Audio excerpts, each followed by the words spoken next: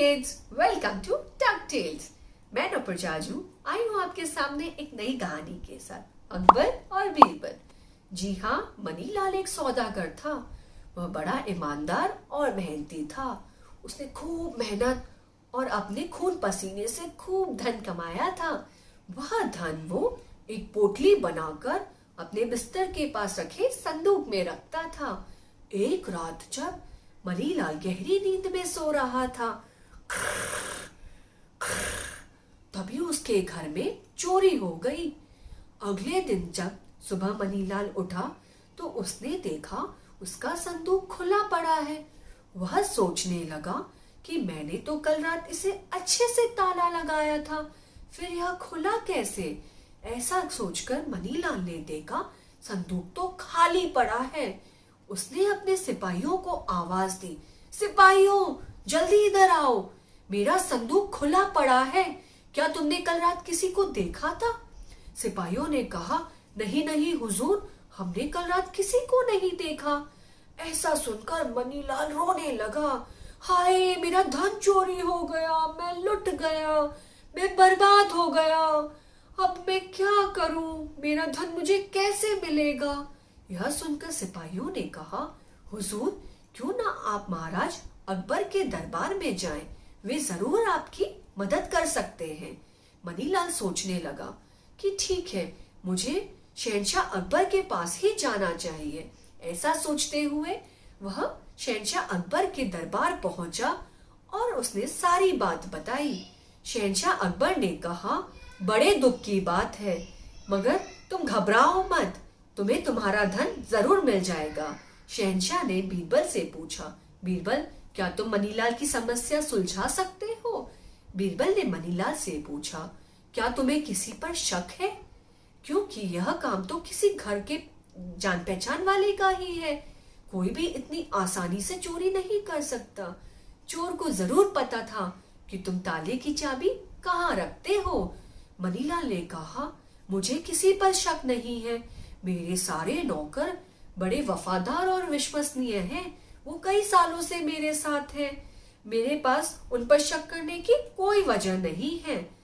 तब शहंशाह अकबर ने बीरबल से पूछा, बीरबल क्या तुम बिना सबूत और गवाह के मनीलाल की मदद कर सकते हो?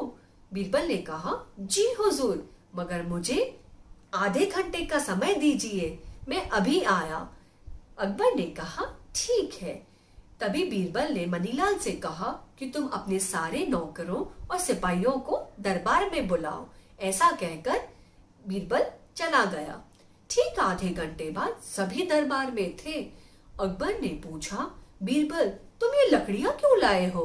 बीरबल ने कहा, रुकिए हुजूर, मैं अभी बताता हूँ, पहले मुझे ये लकड़ियां एक एक करके सभी नौकर और सिपाहियों को देने दीजिए।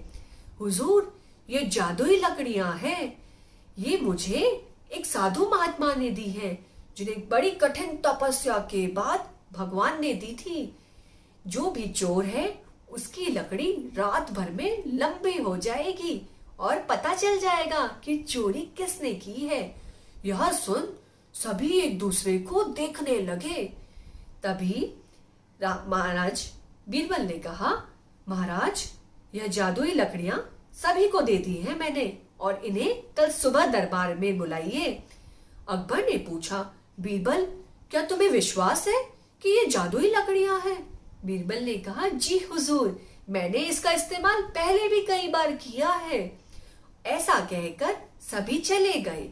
अगले दिन सुबह जब सब दरबार में आए तो बीरबल ने सबसे लकड़ियां ले ली और एक के सामने उसने कहा, हुजूर ये रहा आपका चोर। सभी देखने लगे कि बीरबल को कैसे पता चला कि वही चोर है। तब बीरबल ने समझाया कि हुजूर ये कोई जादुई लकड़ियां नहीं है, ये तो मामूली लकड़ियां हैं, जिसे मैंने एक ही लंबाई में काट दिया था। चोर को डर था कि उसकी लकड़ी रात भर में लंबी हो जाएगी, इसलिए उसने लकड़ी को काट दिया और हमें पता चल गया कि चोरी किसने की है। यह सुन चोर घबरा गया। उसने कहा, हुजूर मुझसे गलती हो गई, मुझे क्षमा कर दीजिए। मुझे पैसों की सख्त जरूरत थी, मगर मैंने इसमें से कोई भी धन नहीं लिया। ये लीजिए आपका धन। ऐसा कहकर चोर ने धन लौटा दिया। मनीलाल बड़ा खुश हुआ धन पाकर और उसने महाराज अकबर को धन्यवाद दिया। तभी शहंशाह अकबर बोले, शुक्रिया मेरा नहीं बीरबल का कीजिए, उसने अपनी बुद्धि का इस्तेमाल कर कर चोर को पकड़ लिया। Thank you kids.